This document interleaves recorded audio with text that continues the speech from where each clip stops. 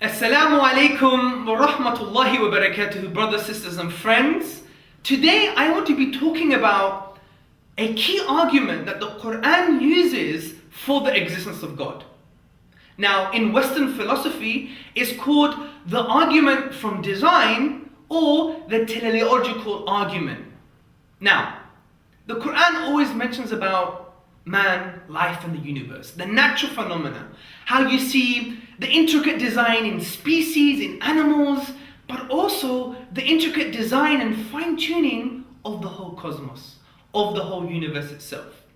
Now, we all know the laws of nature exist. If I were to pick up an object and drop it on the floor, it would drop because of the law of gravity. So laws exist.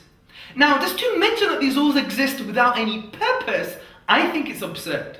And in this light, the Oxford professor Roger Penrose, he said in a documentary that it's not very useful thinking about the universe without any purpose. It's not healthy for scientific or rational discussion. And I agree with Professor Roger Penrose because our very existence on this planet is on a knife edge. It's based on an initial conspiracy of conditions for us to exist, for life to be on this planet, that are so incomprehensible that to claim they were there just by chance would be the mantra of a madman. Let me explain why. Before I explain why, let me give you reasons for this. And the reasons are as follows. The expansion rate of the universe, take for consideration. If it changed by 4 to the minus 18 seconds, 4 to the minus 18 seconds, which is 1/quintillionth of a second, the universe itself would have recollapsed upon itself, and we would not have this universe here today. Another example is one of my favorites.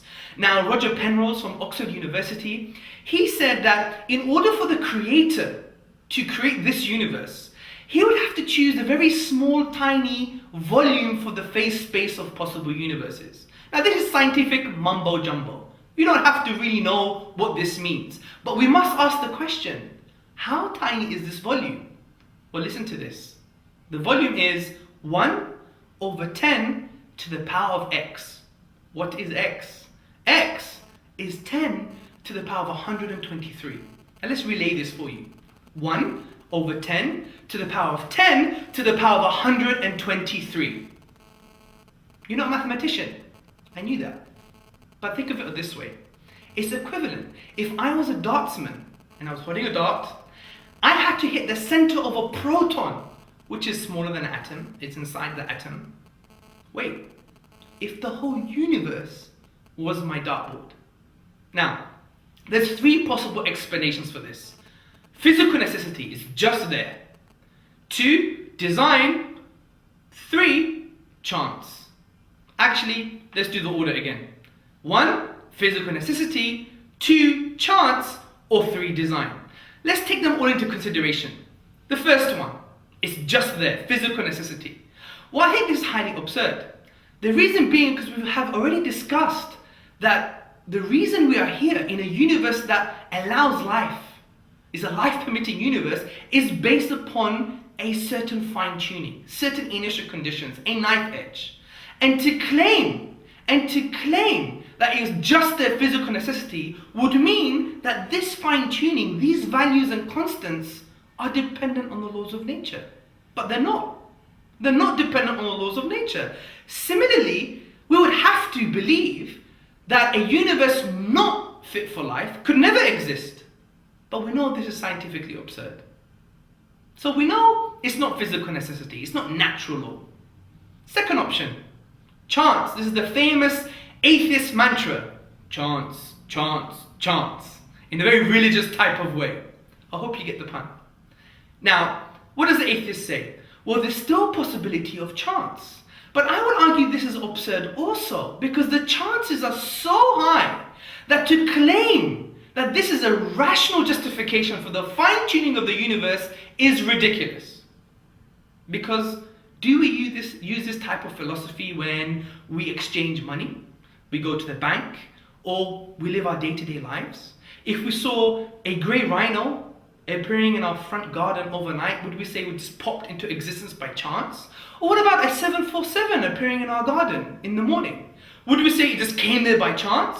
Of course we wouldn't. But the atheist may still clutch at intellectual straws and say, Mr. Hamza Zorzis, it could still be by chance. But then I would argue we can't have a conversation anymore. We can't have a discussion. There is no more discourse. Because I could claim anything. I could say, Mr. Atheist, I don't believe my mother is my mother anymore. I actually believe, and there's some statistical justification, that she's a pink elephant that was born on Pluto and flew here on a giant feather. Well, Mr. Georges, you are a madman. And I would reply, but there's a chance. So you see, we can't have a rational conversation anymore. Significantly, brothers, sisters and friends, it's not about chance either. It's about something called specified probability, which is a high chance, okay, a high improbability, plus conforming to independent pattern. Let me give you an example. Now imagine the room or the office or wherever you are that you're listening and watching this, there is a monkey. And that monkey is typing away on your laptop overnight for 24 hours. Typing away, okay? And what you see in the morning is a piece of paper printed out next to the sleeping monkey, because the monkey's been very tired, it's been typing all night. And what does it say? O Romeo, wherefore art thou, O Romeo? Deny thy father and deny thy name. A Shakespearean play. Now, rationally, you may have thought that words such as table, chair, house, dog, cat would appear on a piece of paper amongst other jumbled words. But since you see a whole Shakespearean play, you would say this is impossible. There must be another rational explanation for this. That's why it can't be by chance, because there's a high probability of it happening and it conforms to the independent pattern of English grammar. And that's why it's impossible just to be by chance. And to support this, there was recent studies that were done at key academic institutions and universities in Britain that they calculated for a monkey to randomly type on a computer and just to bring out to be or not to be from the Hamlet play of Shakespeare, it would take the monkey, and listen to this, 28 billion years. How old is this universe? Half of that, 14 billion years. So, we know it can't be chance. Therefore, it must be design. Let me summarize this for you in a very nice way. 1.